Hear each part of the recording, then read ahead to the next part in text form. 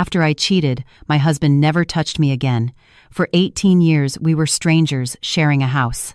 It wasn't until a routine physical after I retired that a doctor said something that made my world collapse on the spot. "Dr. Evans, how do my results look?" I sat in the sterile quiet of the clinic's office, my fingers unconsciously twisting the strap of my purse. Sunlight filtered through the blinds, casting neat stripes across the white walls. Dr. Evans was in her 50s, a kind-looking woman with gold-rimmed glasses. At that moment, she was staring at her computer screen, her brow furrowed. She glanced up at me, then back down, clicking through my electronic chart. "Mrs. Miller, you're 58 this year, is that correct?" Her voice was soft, but it set my teeth on edge. "Yes, I just retired." I tried to keep my own voice steady. "Is something wrong? Did you find anything?" Dr. Evans paused for a few seconds, then looked at me with a complicated expression. "Susan, I need to ask you a rather personal question. Have you and your husband maintained a normal, intimate life over the years?" My face flushed hot. The question was a needle, finding the most secret and painful wound of the last 18 years. It was absurd, really. Michael and I had been married for 30 years, but we had been strangers for 18 of them. It was the summer of 2008. I was 40, and so was he. Our son, Jake, had just left for college. Suddenly, the house was empty. Not a physical emptiness, but a psychological one. Michael and I were college sweethearts. We married right after graduation, falling into a comfortable life. He was an engineer at a large manufacturing firm, and I taught English at the local high school. Our life was stable and quiet, like a glass of lukewarm water, no waves, but no passion either. Then, when I was 40, I met Ethan. He was the new art teacher at the high school, 5 years younger than me, with fine lines that crinkled around his eyes when he smiled. He kept a vase of fresh flowers on his desk, hummed tunes I didn't recognize while grading papers, and would offer his umbrella to anyone caught in the rain.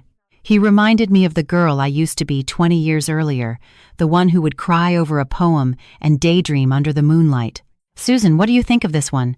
One afternoon, Ethan walked into my classroom holding a watercolor painting of a hillside covered in wildflowers. "It's beautiful," I said, and I meant it. "Then it's yours." He handed it to me. "I think you're like the wildflowers in this painting. Quiet, but with a life force all your own." That was the sentence that unlocked a door in my heart I had long since bolted shut. We started talking more in the faculty lounge, strolling through the small school garden, grabbing coffee at a nearby cafe. I knew it was wrong, but I couldn't stop myself. The feeling of being truly seen, of being admired, was like rain on parched earth. Michael sensed something was off. "You're working late a lot recently," he said one evening, from his usual spot on the couch. "Just a lot to do at school," I said, avoiding his gaze as I hurried into the bedroom. He didn't press, just sat there in the silent glow of the television. That silence made me feel guilty, but it also made me bolder. The whole thing blew up on a weekend. I'd told Michael I had a faculty workshop, but I had actually arranged to go sketching with Ethan in the countryside. We spent the entire afternoon by a lake, talking about poetry, art, and life. As dusk fell, Ethan suddenly took my hand. "Susan, His words were cut short by a voice. "Mom?" I whipped my head around. Jake was standing a short distance away, his face pale with fury, and next to him stood Michael. My husband's face was a blank mask, but his eyes were fixed on me. My mind went white. It turned out Jake had come home from college for the weekend to surprise me. When I didn't answer my phone, he'd asked Michael to drive him around to my usual spots to find me. They found me here, by the lake, with Ethan. "Home," was all Michael said, before turning and walking back to the car. The ride back was terrifyingly silent. Jake sat in the back, radiating disappointment and anger. It felt like a knife twisting in my heart. When we got home, Michael sent Jake to his room. Then he sat on the living room sofa, lit a cigarette, and looked at me. "How long?" His voice was calm, which scared me more than yelling would have. "I'm sorry." I knelt in front of him, tears streaming down my face. "I was wrong. I was so wrong. I asked you, how long?" He repeated. 3 months, I sobbed. "But nothing happened. I swear, we just talked." "Enough." He stubbed out his cigarette and stood up. "Susan, I'm giving you 2 choices. 1, we divorce. You walk away with nothing. 2, we stay married. But from this day forward, we are roommates, not husband and wife. I stared at him, stunned. Jake has his whole life ahead of him. I don't want this to affect him, he continued, his tone as cold and detached as if he were discussing a business deal. And a divorce wouldn't look good for your job either, so I'm giving you this choice. If you don't agree, we'll get a divorce. I agree. I heard myself whisper, my voice trembling. Then it settled. He walked into our bedroom, gathered his pillow and a comforter, and threw them onto the living room sofa. From now on, I sleep out here. Your life is your own, but in front of our son and in front of everyone else, you will act like a normal wife. That night, I lay alone in our king-sized bed, listening to him tossing and turning on the couch. I had expected him to scream, to hit me, to demand answers, but he did none of those things. He simply shut me out of his world. For the first time, I understood that some punishments were far crueler than divorce. The next day, Michael went to work as if nothing had happened. I called in sick, unable to face Ethan. I sent him a single text. "I'm sorry. We can't see each other again." He replied with one word. "Okay." And just like that, my affair with Ethan was over. But my marriage to Michael was, too. In the years that followed, we maintained a strange, cold peace. He would make coffee in the morning, but wouldn't speak to me. He'd come home from work on time, but would disappear into his study until I was asleep before coming out to the couch. When Jake came home for Christmas break, I asked him what he wanted for dinner, trying to sound cheerful. He just looked at me and said, "Whatever," before shutting himself in his room. That Christmas, the atmosphere was Arctic. During dinner, the three of us sat in silence, the only sound coming from the holiday movie playing on TV. "Jake, have some more turkey," I said, trying to put some on his plate. He pulled his plate away, head down. "Dad, how are things at the firm?" he asked, pointedly ignoring me. "Fine," Michael answered curtly. "Good." Jake put his fork down. "I'm full. Going to my room." Watching my son walk away, the tears started again. "Stop crying," Michael said flatly. "Save your energy. We have to go to your mother's tomorrow." I wiped my eyes, a chilling realization dawning on me. This was my life now, playing happy families for the world, living as strangers at home. Time passed, freezing our relationship in place. In 2011, Jake graduated with his master's and took a job in Chicago. The house, now empty of our son, felt even colder. I tried to mend things. I learned to cook his favorite meals, bought him thoughtful birthday gifts, and waited up for him with a snack when he worked late. But he remained a wall of indifference, my efforts bouncing off him. "You don't have to do this," he said coldly one night. "We're just acting. You understand that, right? But I want to make it up to you." I choked out. "Some things can't be fixed." He cut me off. "Susan, I gave you a respectable way out. Just live your life, and don't make me regret my decision." In that moment, I finally understood.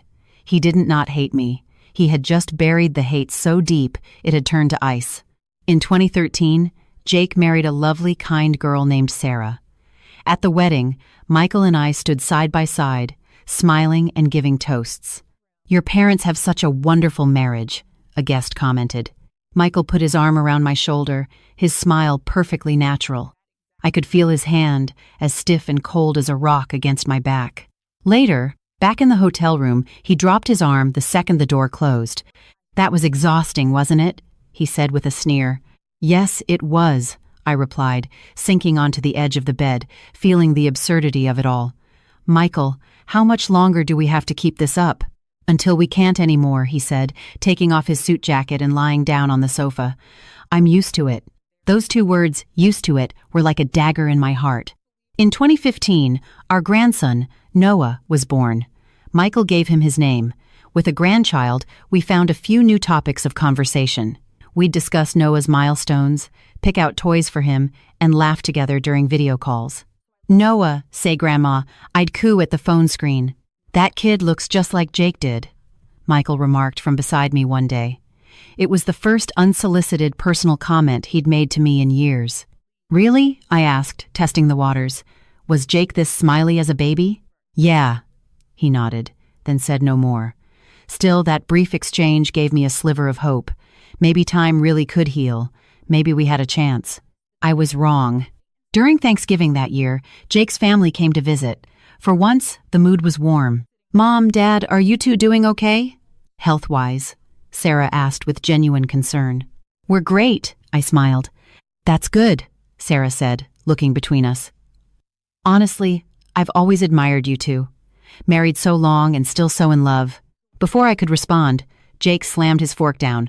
"Mom, stop acting," he said, his voice cold. "Sarah doesn't know, but I do. You two haven't been husband and wife for years. You're just putting on a show for everyone."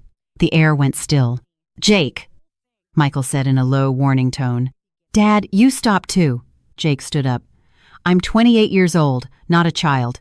Do you have any idea how suffocating it's been watching you two live like this?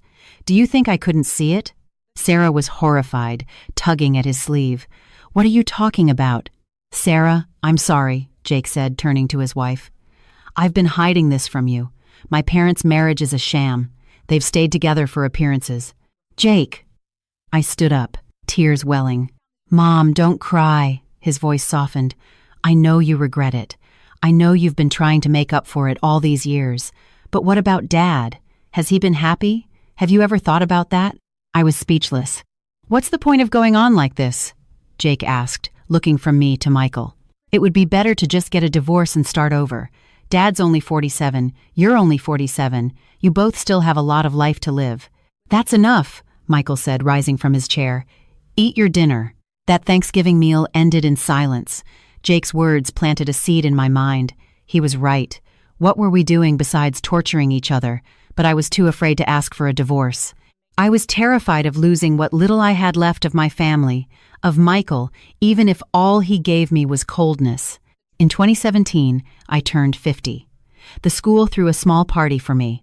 "Susan, how come your husband isn't here?" one of the younger teachers asked. "He's stuck at work," I lied with a smile, my heart aching. The truth was, Michael had no idea it was my birthday. He hadn't acknowledged my birthday in years. When I got home that night, there was a plate on the kitchen table with 2 pancakes, still warm.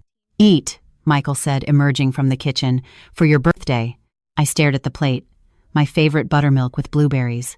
Tears started falling. You remembered?" "I just remember the date," he said flatly. "Don't read too much into it." But I couldn't help it. This was the first thing he had made for me in a decade. "Michael," I sobbed, is there any chance for us?" He was silent for a long time, so long I thought he wouldn't answer. "Susan, some things are in the past for a reason." He turned and walked toward his study. "They'll get cold if you wait." I sat at the table and ate every last bite of those pancakes. They were salty, and I couldn't tell if it was from the batter or my tears. Our 30th wedding anniversary was in 2018. Jake insisted on celebrating.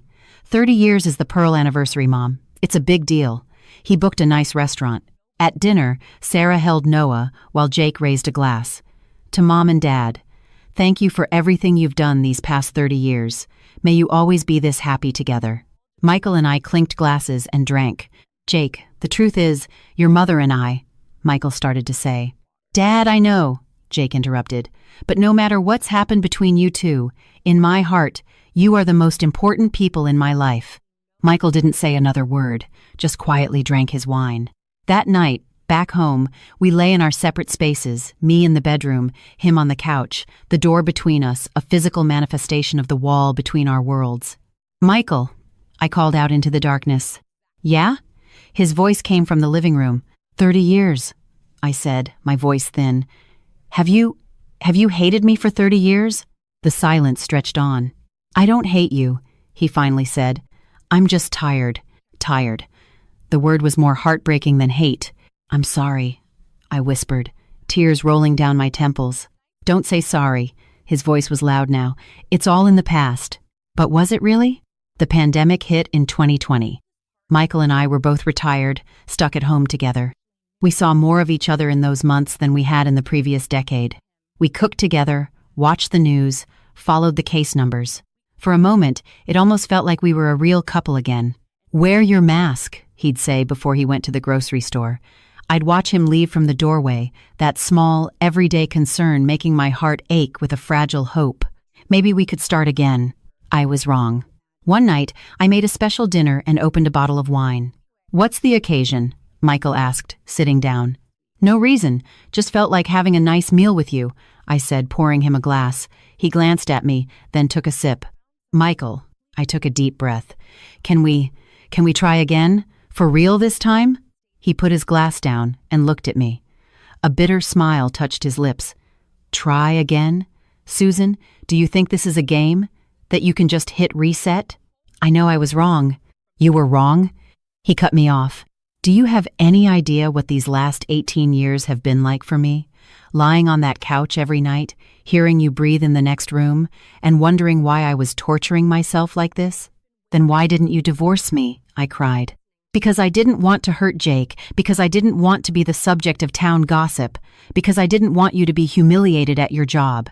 His eyes were red. But you? Did you ever once think about how I felt? Did you ever think about what it did to my heart, seeing you with that man? I'm sorry. I'm so sorry, was all I could say over and over. Stop saying sorry.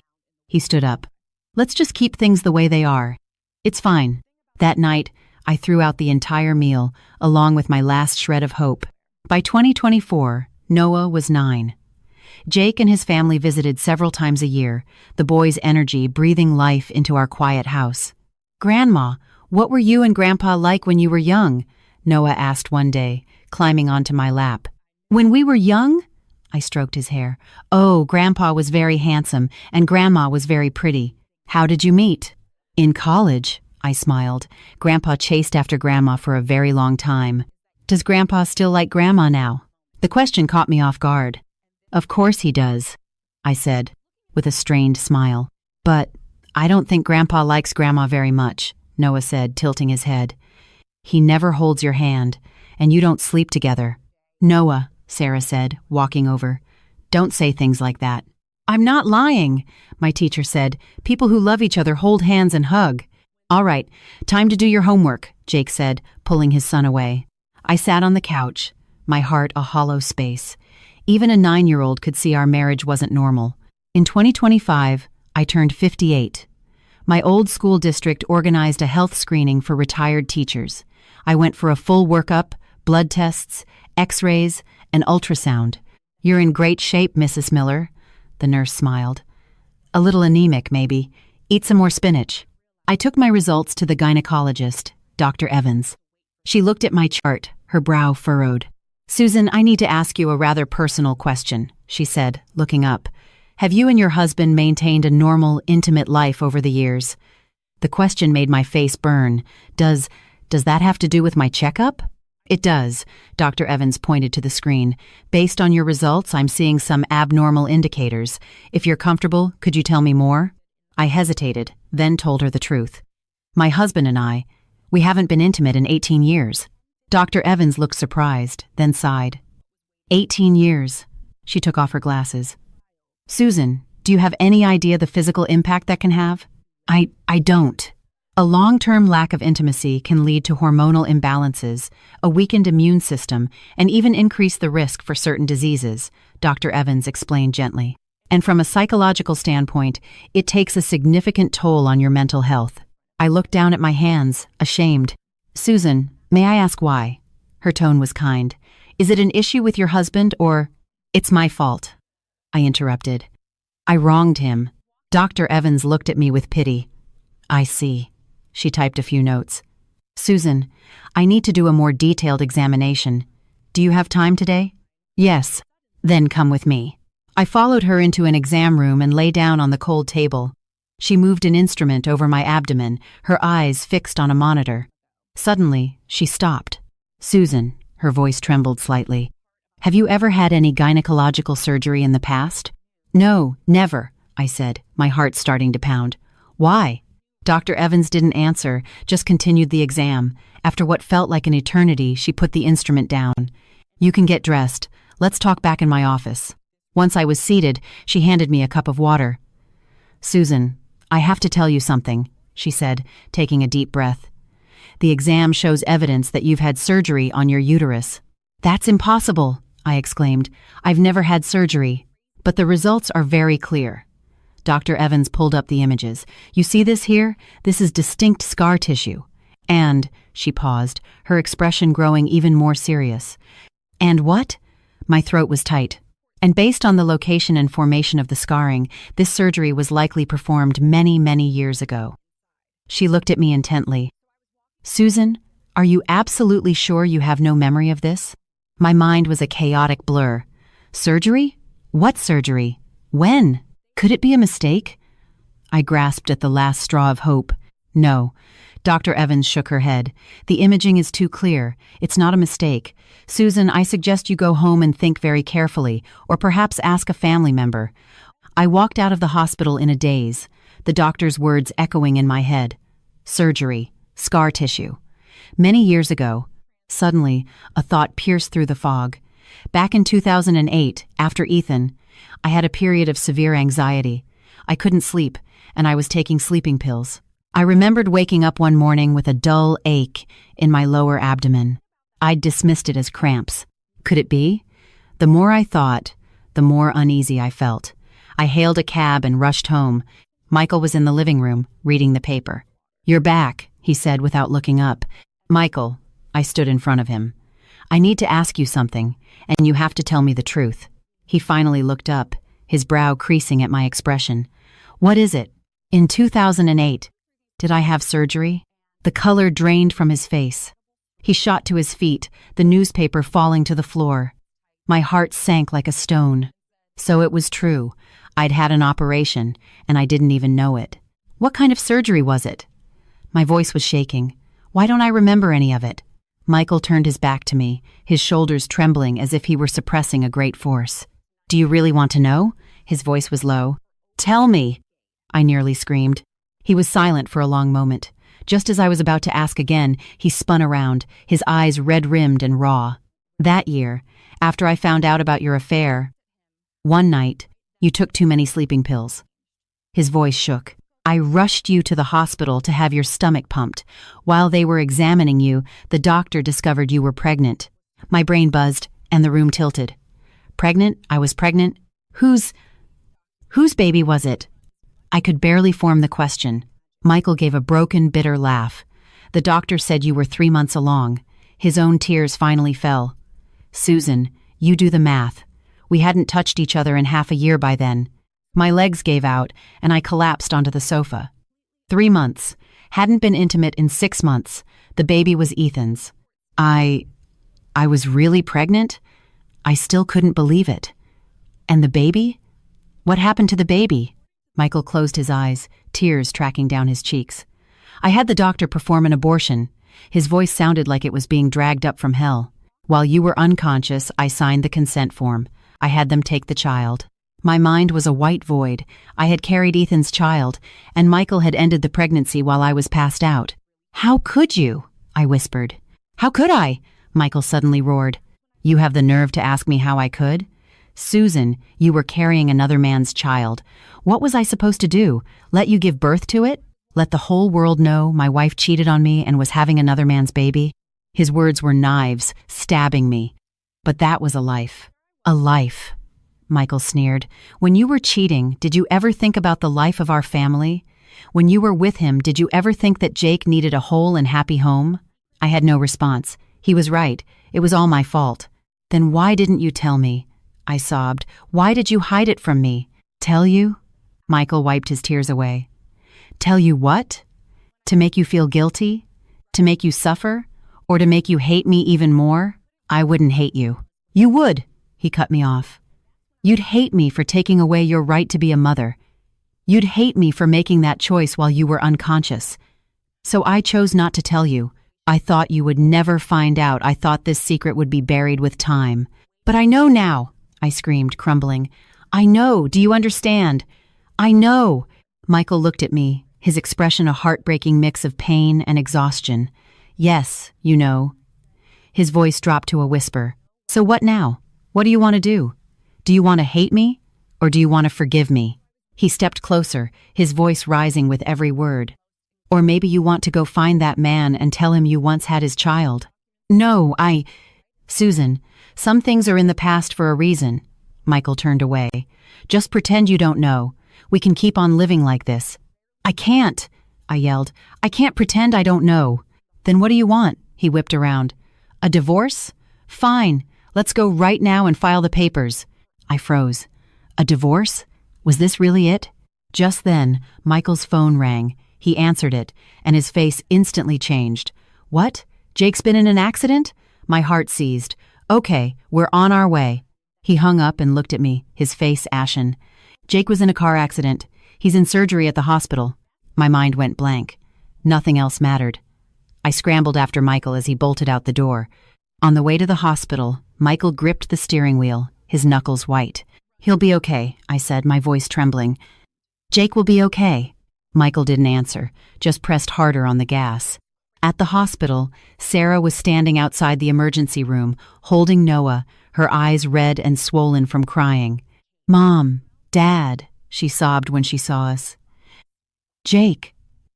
He was hit by a car, saving a little kid who ran into the street. My knees buckled, and I nearly fell. Michael caught me, then walked over to the surgeon. Doctor, how is my son? The doctor pulled down his mask, his face grave.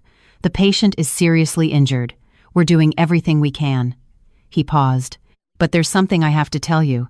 He's lost a lot of blood and needs an immediate transfusion. He has a rare blood type, and our bank is low. Rare blood type? Michael stared. What type? Type B negative, the doctor said. It's very uncommon. Does anyone in the family have this type? A direct donation would be fastest. Michael and I looked at each other. I'm O positive, Michael said. I'm O positive too, I stammered. Then, the patient's blood type should be... The doctor flipped through the chart, then stopped. Wait a minute. Genetically, if both parents are type O, it's impossible for their child to be type B. 1. The air in the hallway turned to ice. I looked at Michael. His face was a deathly white. Are you both certain you're type O? The doctor asked, confused. Certain, Michael's voice was barely a whisper. The doctor frowned, about to say something else, when the operating room doors burst open. We need a family member, a nurse called out urgently. The patient is critical. We have to get him blood now. I'll contact the blood bank again, the surgeon said, turning to leave. Wait, Sarah suddenly spoke up. I'm B negative. Take mine.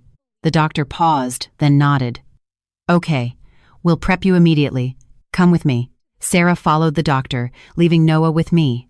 I held my grandson, my entire body numb. Michael stood frozen in the hallway, his eyes locked on the doors to the O. R. Michael, I went to his side. Don't talk. His voice was colder than ice. Not until Jake is out of surgery. 2 hours later, the light above the OR finally went out. The surgeon emerged, pulling off his mask. The surgery was a success. He's stable for now, he said, but he'll need to be monitored in the ICU. We all breathed a collective sigh of relief. Sarah, pale from donating blood, came out and weakly asked, How's Jake? He's okay. I hugged her. Thank you, Sarah. Jake was moved to the ICU. We could only see him through the glass, lying pale and still, hooked up to a tangle of tubes and wires. Jake, I whispered, tears blurring my vision. Michael stood beside me, silent as a statue. That night, Sarah took Noah home to rest. The hospital corridor was empty except for me and Michael. Susan, he finally spoke, his voice filled with a despair I had never heard before. Tell me, is Jake my son? My heart stopped. What are you saying? The doctor said it. We're both type O. Jake can't be type B. He turned to face me, his eyes full of anguish. So I'm asking you, is Jake my biological son? Of course he is, I said frantically. Of course he's your son. Then explain the blood type. I don't know. My mind was racing. Maybe the hospital made a mistake. Maybe it's a genetic mutation. Do you really believe that? Michael let out a cold laugh. Susan, when you cheated on me, Jake was already in college. So if he's not my son, that means you lied to me from the very beginning, from 30 years ago. No! I grabbed his arm. It's not true, Michael. You have to believe me. Believe you? He shook my hand off. How can I believe you? You didn't even know you were pregnant with another man's child. How am I supposed to believe you now? But Jake is your son, I sobbed. Look at him. He looks just like you. Like me? Michael's own tears fell. Susan, do you know what my proudest accomplishment has been for the last 30 years? Having a son like Jake. And now you're telling me he might not even be mine. He is. He has to be. Just then, the door to the ICU opened. A doctor came out. "The patient is awake. He's asking for you." We rushed inside. Jake lay on the bed, looking weakly at us. "Dad. Mom." His voice was faint. "Jake." I squeezed his hand. "How are you feeling?" "Okay." He looked at Michael, his eyes pleading. "Dad, I have something to tell you." Michael moved to the bedside, his own eyes red. "What is it, son?" Jake took a shaky breath, then summoned all his strength to say one sentence. "Dad, I've always known. I'm not your real son." The doctor's words had made my world collapse, but this was the final, crushing blow. I stood in the hospital room, watching Jake's pale face, hearing the words he had forced out. The world shattered and reformed into something I no longer recognized. "Dad, I've always known. I'm not your real son." After saying it, Jake closed his eyes, exhausted. The steady beep of the heart monitor was the only sound, a funereal rhythm in the silent room. Michael stumbled back, hitting the wall. His face was ghost white under the fluorescent lights, his lips moving but making no sound. I looked at the man I had lived with for 30 years. I was used to his coldness, to the wall he'd built between us. But now, seeing every line on his face etched with shock and utter despair, I finally understood the fragile heart that had been hiding behind that wall. "What? What do you mean?" Michael finally managed to choke out, his voice raspy and unrecognizable. A nurse, sensing the tension, said quietly, "The patient needs to rest. Perhaps you should step outside." But I couldn't move. I was frozen to the spot. Jake opened his eyes again, staring at the ceiling tiles. His voice was as light as a feather. "My senior year of high school. I was cleaning out the study. I found your old medical files. My birth certificate. My blood type was listed as B negative, but the school health screening said I was B positive." My mind buzzed. I remembered that health screening. Jake had come home looking pale. I asked him what was wrong, and he just said he was coming down with a cold. That was 2006. He was 17.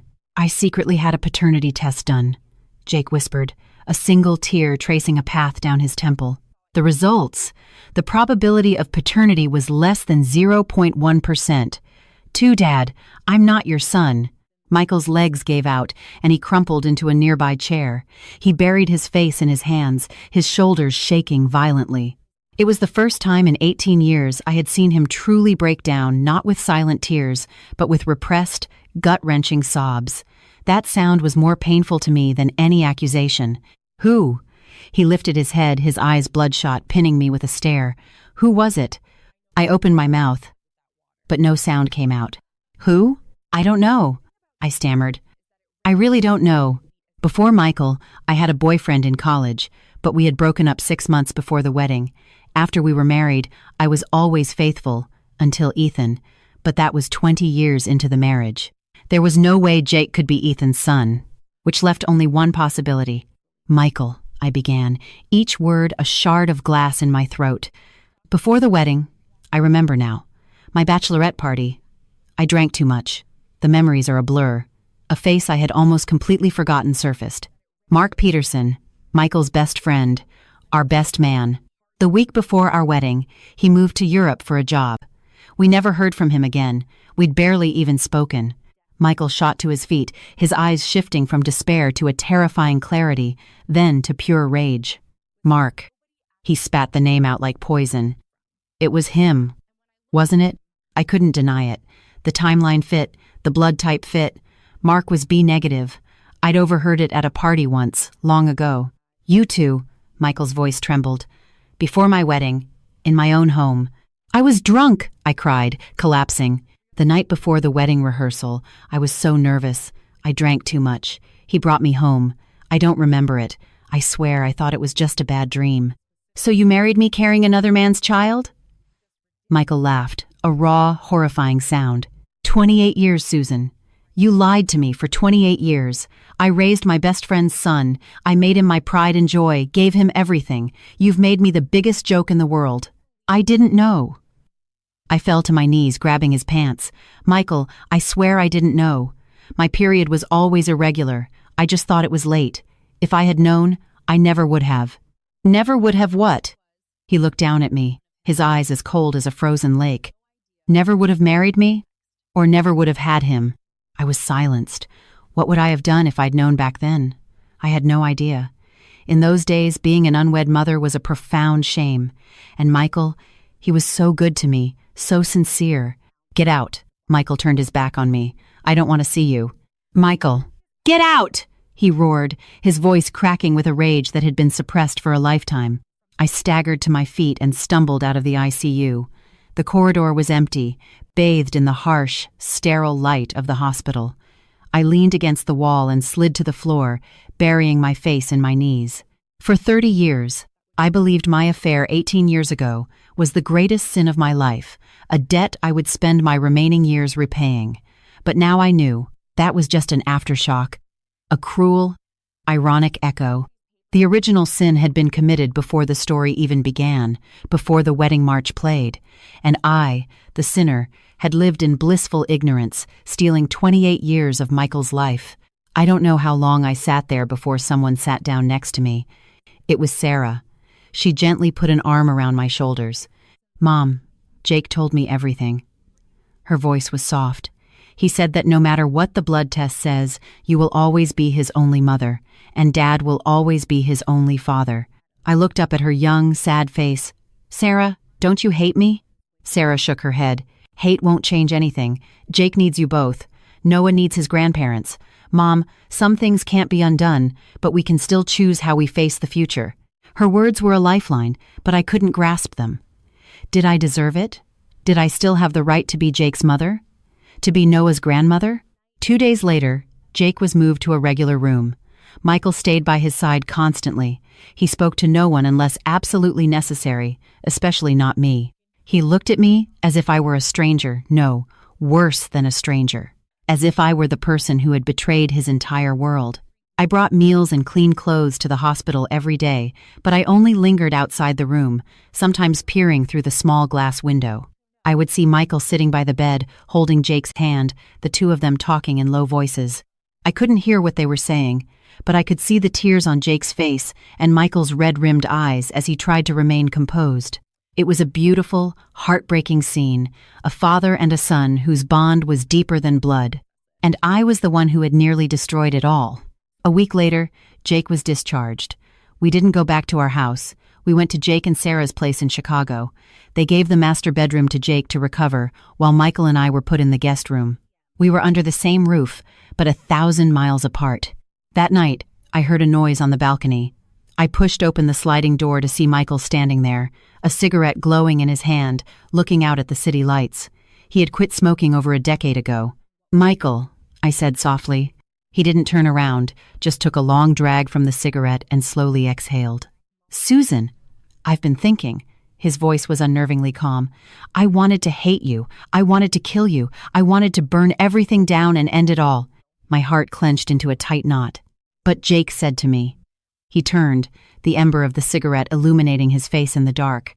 "Dad, for the last 28 years, the love you gave me was real, and the love I gave you was real. That's enough." The early winter wind blew, and I hugged myself against the chill, waiting for my sentence. "So I've decided to let you go," Michael said, crushing the cigarette against the railing. "And to let myself go, too." "Can we?" I choked out. "Can we go back?" "Go back?" He laughed, a sound hollowed out by exhaustion. "Every single day of our past was built on a lie. There's no going back, Susan." "Then what do we do?"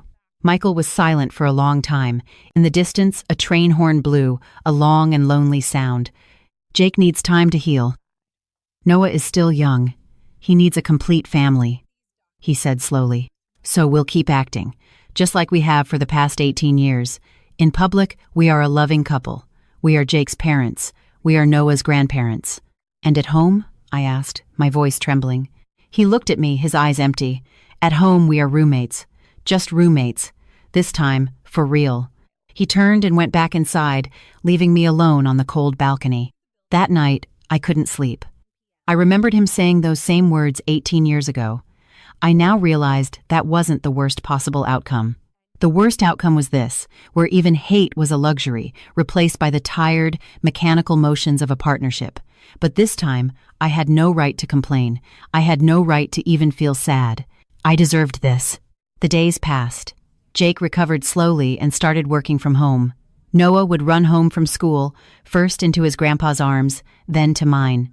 The sound of his innocent laughter was the only truly warm thing in that house. Michael was polite and distant. He'd say thank you and, excuse me. If I coughed, he would silently pass me a glass of water, but there was no more eye contact, no more unnecessary words. We were two robots programmed to perfectly perform the roles of a happy couple and doting grandparents. Sometimes, late at night, I would hear a muffled cough from his side of the room, or a heavy sigh. I would lie in the darkness and picture him, the man who had been proud his entire life, now forced to swallow this immense humiliation and pain in private every single night. And I didn't even have the right to knock on his door and say I was sorry. Christmas came, and we went back to our hometown. Friends and family gathered, and the house was full of noise and laughter. "Michael and Susan, you two are still so in love," my cousin said wistfully. 30 years, and you look as happy as newlyweds." Michael smiled and put his arm around my shoulder, a gesture so practiced it looked completely natural. "Yep," he said, "she's the one for me." I leaned against him, smelling the faint, familiar scent of tobacco on his shirt. He'd started smoking again. His arm was strong and steady, but I knew that strength wasn't there to hold me. It was there to hold up a world that was about to shatter. At Christmas dinner, Jake stood up to give a toast. "Mom, Dad, thank you for everything you've done for this family." He looked at us, his eyes glistening. "I love you." Michael raised his glass and downed it in one go. I took a sip of my wine. It burned my throat, and I started to cough. Michael gently patted my back. The gesture was tender, but his eyes were looking somewhere far away. In that moment, I understood. Some punishments aren't loud arguments or cold shoulders, they are a gentle distance. He was right beside me, but he was already 1,000,000 miles away. After the holidays, we returned to Chicago. Life continued on its seemingly peaceful path until one afternoon in March. Michael called me into the study. "Susan, sit down. We need to talk." I sat, my heart pounding with anxiety. The sunlight streamed through the window, casting dappled shadows on his face. "I've booked a flight to Oregon for next week," he said calmly. "By myself." My stomach dropped. For how long?" "I don't know. A month, maybe longer." He looked at me, his expression unreadable. "I need some time, to be alone, to think." "What about the family?" "Jake is fine now. Sarah is here for Noah." He paused. "You take care of yourself." I knew this was his farewell. Not a divorce, not a final break, but a long, slow escape. From the moment he learned the truth, he had been on the run. "Michael," I found the courage to say, stopping him as he turned to leave. If time could go back, to the night before the wedding, I would." "Don't say if," he cut me off, his voice weary. "In the last 30 years, you've said if too many times. But time only moves forward. The mistakes we've made, the wounds we've caused, they're carved into our bones now. All we can do is carry them and keep walking." He reached the door, then stopped, his back still to me. "When I get back, we'll talk about what comes next." The door closed softly. I sat in the study, staring out at the bright spring day, tears falling silently. I didn't know if he would ever come back, or what kind of next he was talking about. But this time I wasn't praying for forgiveness. I wasn't hoping to go back. 18 years ago, I thought the worst punishment was him no longer touching me, that we were strangers under one roof. Now I finally understood that was only the prelude. The real punishment was the truth coming to light, and the insurmountable wall it built between us. On either side of that wall stood two people, irrevocably changed by time and lies. And I will spend every day of the rest of my life paying off a debt that I incurred 30 years ago. Whether he comes back or not, whatever our end may be, this is my story's ending.